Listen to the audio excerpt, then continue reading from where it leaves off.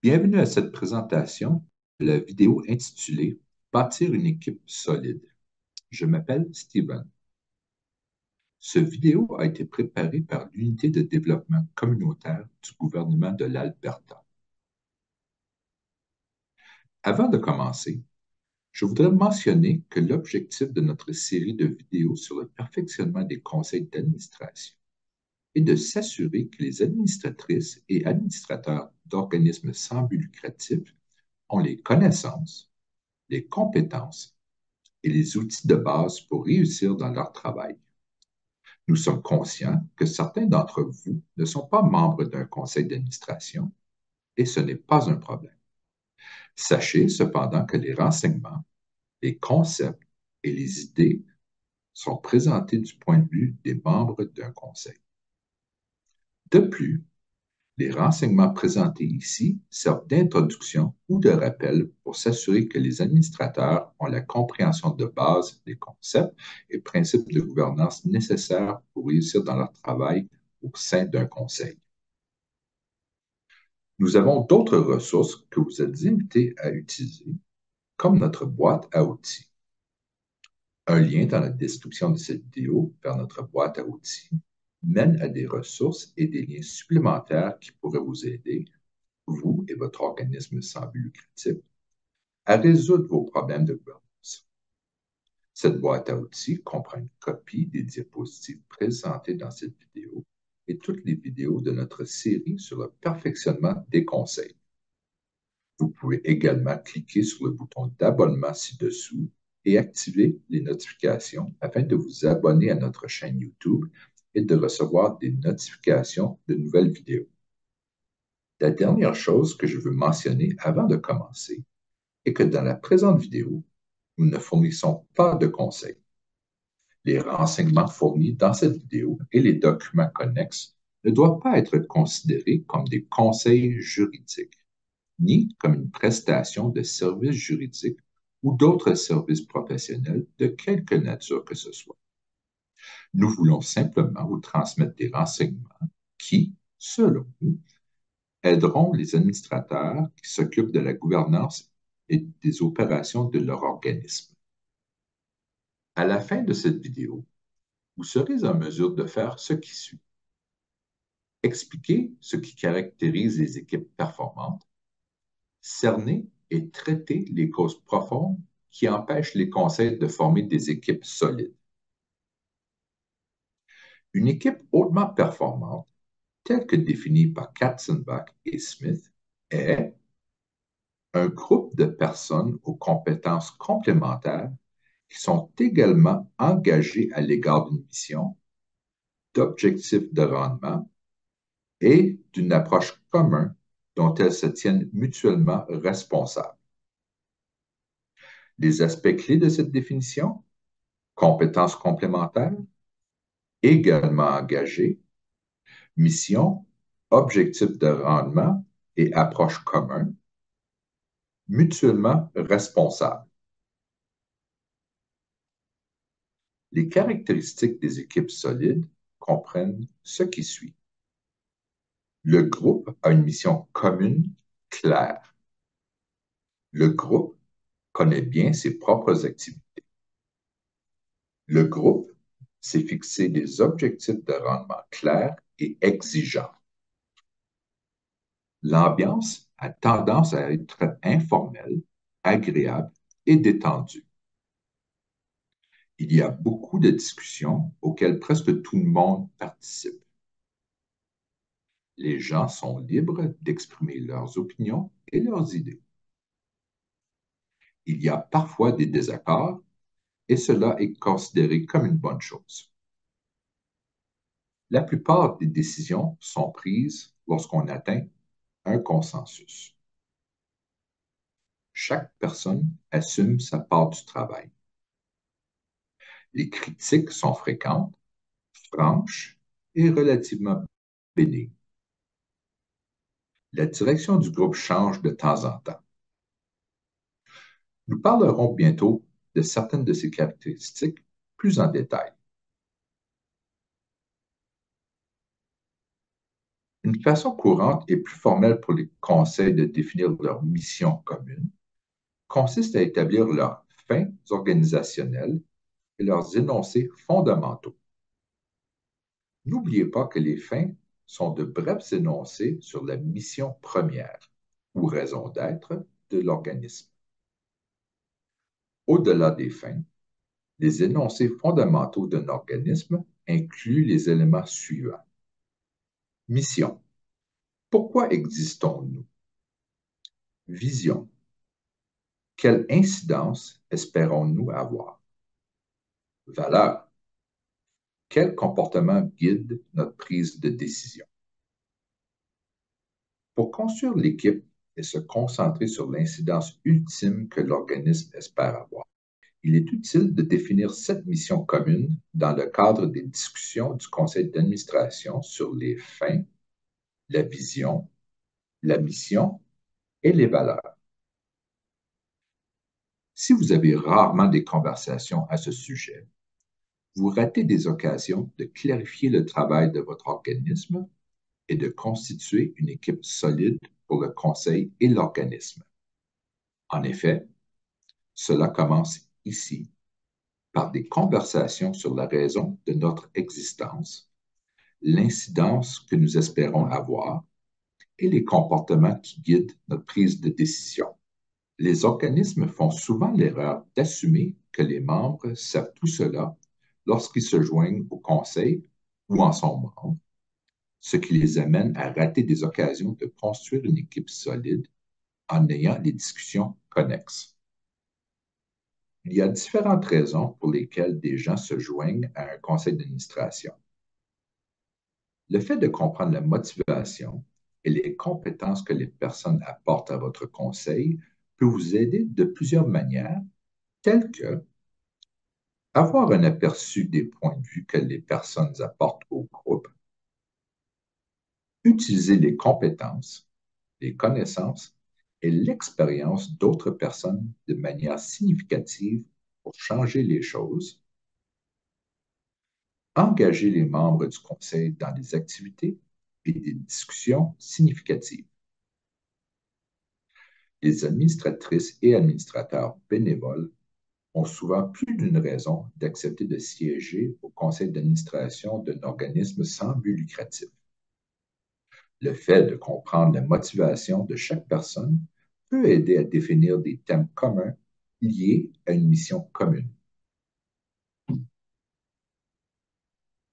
En plus de savoir pourquoi une personne s'est jointe à votre équipe, il est utile de connaître les compétences et les talents de chacun pour en tirer le meilleur parti.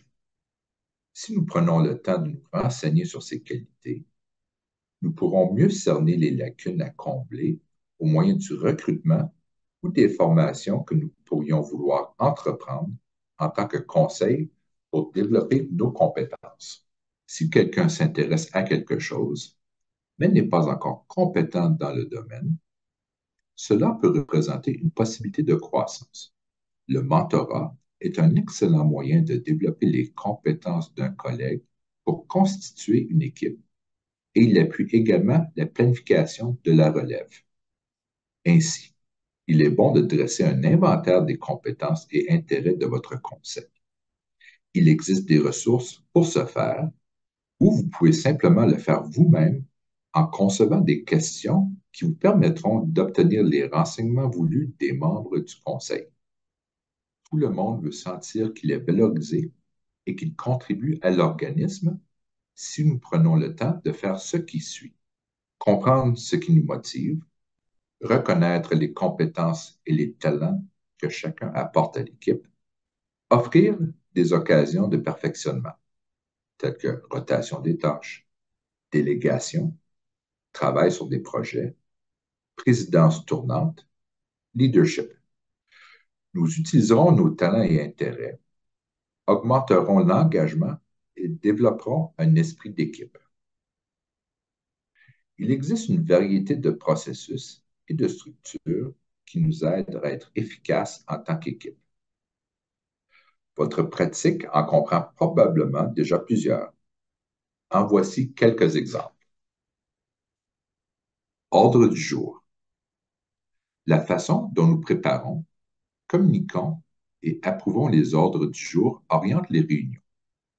Nous connaissons tous les sujets de discussion du jour. Procès-verbaux. La façon dont nous consignons, communiquons et approuvons les procès-verbaux permet de constituer un registre de ce que nous avons dit que nous ferions, ce qui augmente l'engagement à l'égard de la réalisation de cette chose. Mandat.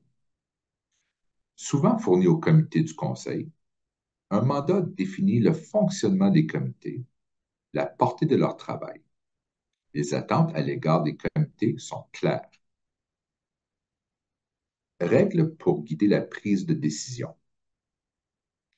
Compréhension commune de la façon dont les décisions sont prises dans notre organisme et dont nous jouerons ensemble dans le bac à sable pour prendre ces décisions. Processus d'évaluation défini de soi, de l'équipe, de l'organisme. Faire la lumière ensemble en tant que conseil sur la manière dont nous évaluerons notre travail, notre incidence et les changements que nous pouvons apporter pour réaliser notre mission en tant que conseil et organisme, ainsi que sur notre travail de collaboration en tant que conseil et en tant qu'organisme. De plus, une communication efficace entre les membres du conseil aide à bâtir une équipe solide. Il y a des cours d'une journée entière sur ce sujet. Certains d'entre vous ont peut-être suivi un tel cours dans le passé. En résumé, voici ce dont il s'agit. Une communication efficace comprend non seulement ce que nous disons, le message, mais la façon dont nous le disons, la livraison, et la façon dont nous recevons le message, l'écoute et la réponse. Par exemple, il existe une bonne façon et une mauvaise façon d'essayer d'obtenir des éclaircissements sur un sujet pendant une réunion. Un bon moyen d'obtenir des éclaircissements et d'approfondir la discussion nécessaire sur quelque chose pendant une réunion du conseil est de dire calmement: aide-moi à comprendre pourquoi c'est comme ça, plutôt que de dire avec colère: je veux une réponse là-dessus. Une communication efficace inclut également de réfléchir aux outils que nous utilisons et qui appuient notre travail. Voici des exemples d'outils. Méthode électronique, courriel, SMS, Skype, réunion en ligne, site web. Recueil de messages ou tableau d'affichage si votre conseil ou votre groupe se réunit en personne. Réunion d'équipe. Contrôle régulier. Quels que soient les outils que vous choisissez d'utiliser, nous vous recommandons de lier le message à l'outil que vous pensez être le plus efficace. Par exemple, s'il s'agit d'un message urgent, il vaut mieux écrire un texto ou téléphoner plutôt que d'utiliser le courrier électronique. Dans n'importe quelle équipe, il est important de connaître les règles du jeu. Dans les organismes, les règles qui régissent les réunions portent souvent les noms suivants: normes de réunion, principes directeurs, règles de base. Étant donné que les conseils accomplissent une grande partie de leur travail durant leur réunion, il est essentiel que celle-ci se déroule bien et que l'équipe fonctionne bien. Par exemple, les équipes sportives suivent des manuels de jeu ou des règles afin que chaque membre sache clairement ce qu'on attend de lui. De même, il est utile que les conseils élaborent des règles pour orienter leurs réunions, leurs discussions et leur processus de prise de décision. Les règles, lorsqu'elles sont utilisées efficacement, encouragent ce qui suit. Pleine participation. Tout le monde a une voix et peut participer aux discussions et aux décisions. Compréhension mutuelle. Effort pour s'assurer que nous comprenons les points de vue de chacun. Solution inclusive. Avantage de comprendre divers points de vue qui nous aident à créer des solutions soutenues par le groupe. Responsabilité partagée, qui renvoie à notre obligation collective en tant que conseil de veiller à l'intérêt de l'organisme. Un code de conduite est un autre outil qui aide les conseils à constituer des équipes solides.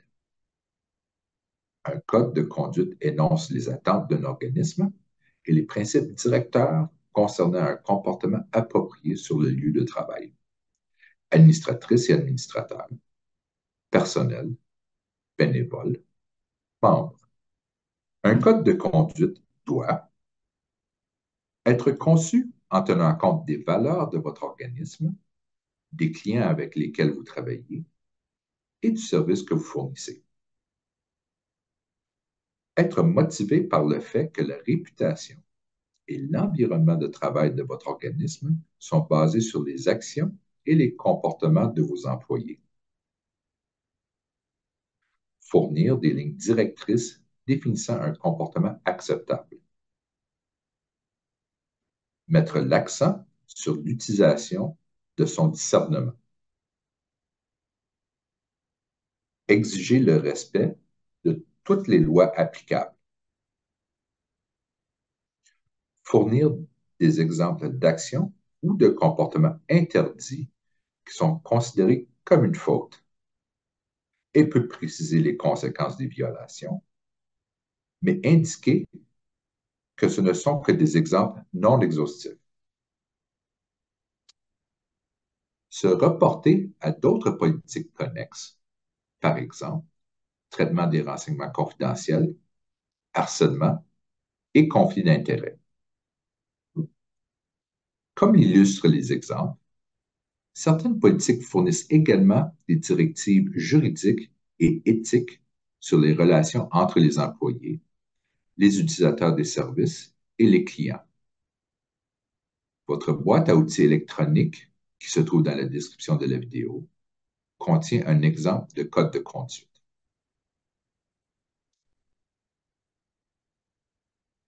La définition claire des rôles et la compréhension de la culture, des valeurs et des règles de base de l'organisme aident chacun à connaître et à assumer ses responsabilités individuelles.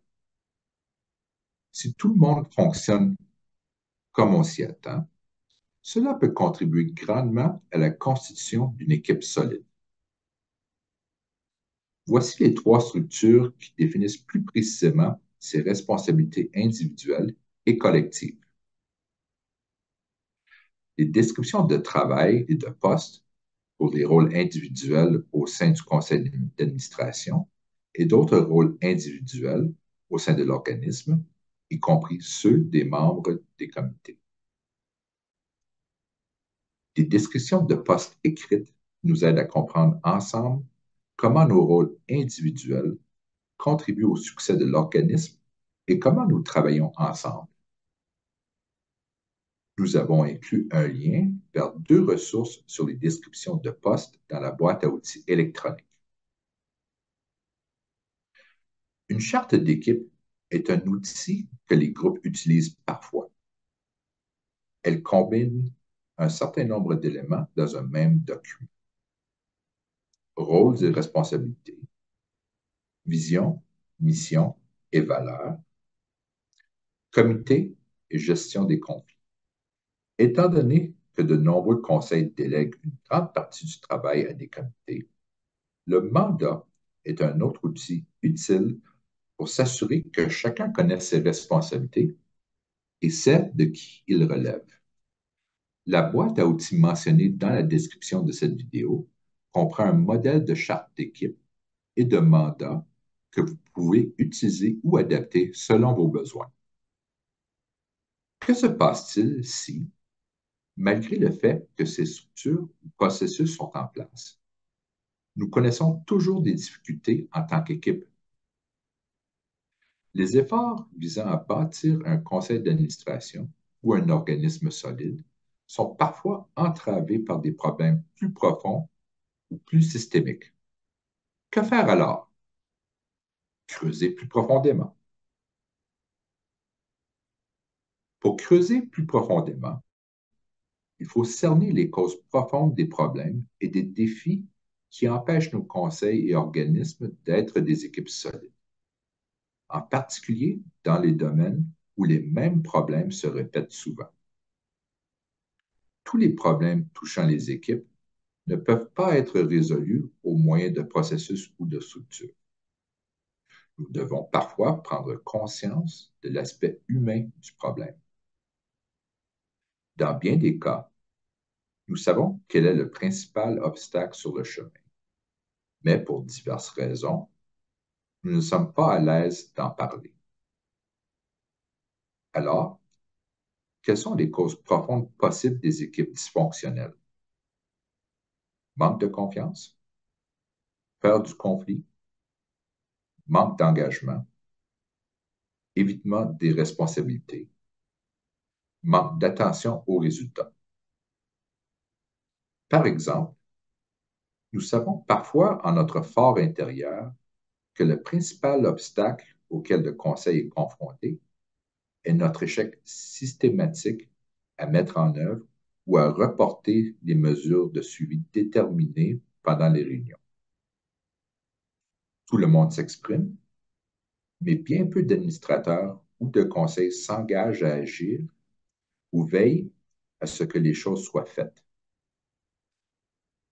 Malheureusement, nous continuons à tenir réunion après réunion de cette façon, sans jamais reconnaître que le travail ne se fait pas entre les réunions, ni explorer les causes de cette situation. Cela mène à la frustration croissante des administrateurs, du personnel, des bénévoles et des membres qui attendent des directives du Conseil sur des questions clés. Personne ne dénonce ce qu'est le manque d'engagement des administrateurs. Il s'agit pourtant de la cause profonde et de la première chose qui doit être réglée pour commencer à améliorer la situation avant qu'elle n'empire. Si vous êtes la personne courageuse qui décide de souligner la cause profonde du problème, n'oubliez pas de le faire d'une manière qui reflète ce que nous avons appris dans de précédentes diapositives sur la communication et les équipes performantes. Une communication efficace comprend non seulement ce que nous disons, le message, mais aussi la façon dont nous le disons, la livraison, et la façon dont nous recevons le message, l'écoute et la réponse.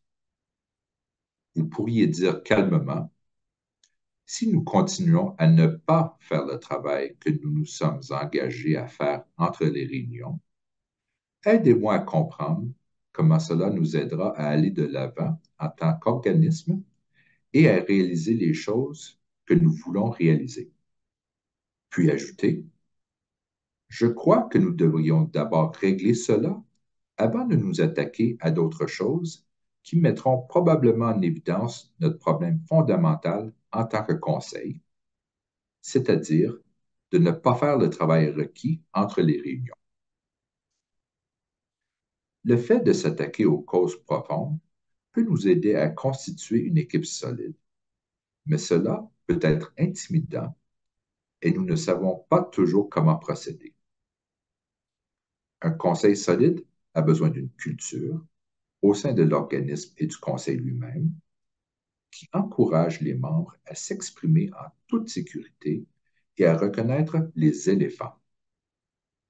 De tels conseils et organismes savent que le défaut de s'attaquer à la cause profonde de l'éléphant aura un coût bien plus élevé pour l'organisme que l'inverse, sans compter la frustration croissante du conseil d'avoir à faire face aux mêmes problèmes encore et encore, voire à des problèmes encore pires. Voici des façons de montrer votre soutien et d'établir la confiance. Prévoir du temps pour discuter des différents points de vue individuels et trouver des valeurs et des points communs. Se rappeler la mission commune, apprendre à connaître son conseil personnel, l'organisme, jeter les bases à l'avance de sorte qu'au moment de résoudre des questions difficiles, il existe déjà une certaine compréhension et appréciation de la contribution de chaque personne. Favoriser une culture de communication ouverte. Ce qui est dit en public devrait correspondre à ce qui est dit en privé. Cela peut être inclus dans un code de conduite, mais même une discussion collective en tant que conseil et organisme vaut la peine qu'on y consacre du temps dans un ordre du jour, surtout peu après la mise sur pied du conseil. Offrir des occasions de résolution conjointe des problèmes, de partage du travail et d'apprentissage. Il n'y a rien de tel que de rechercher des occasions pour les membres du conseil de travailler ensemble sur des tâches pour apprécier ce que chaque personne apporte au conseil et, plus important encore, pour renforcer la confiance et le soutien mutuel. Exploiter les compétences et les talents de chacun dont nous avons parlé précédemment. Si les membres ont la possibilité de les utiliser et de les faire valoir, cela leur montre notre soutien et renforce la confiance. Agir comme on aimerait voir les autres agir. Faites part de vos préoccupations. Écoutez attentivement. Donnez des commentaires constructifs. Encore une fois, rappelez-vous l'importance de la manière dont le message est transmis. Trouvez des occasions de rencontres sociales. Café, repas avant ou après les réunions, anniversaire, salutations aux gens qui se joignent à la réunion ou la quittent, etc. Encourager les réponses collectives aux problèmes individuels. Peut-être qu'une administratrice a de la difficulté à se rendre aux réunions parce qu'elle n'aime pas utiliser les transports en commun en soirée. Offrez des solutions, comme le covoiturage avec un autre membre ou la participation par vidéoconférence. Faire connaître et célébrer les réalisations et montrer son appréciation. Wow! Cette personne est membre du conseil depuis 5 ans. Soulignez cette étape importante. Carte cadeau, déjeuner, ovation, demandez à la personne de dire quelques mots, etc. En plus de la confiance, d'autres facteurs entrent en jeu. Ceux-ci incluent différence de style, de personnalité, de motivation, de valeur, de compétences et d'expérience. Roulement des administrateurs, fréquence et durée des réunions.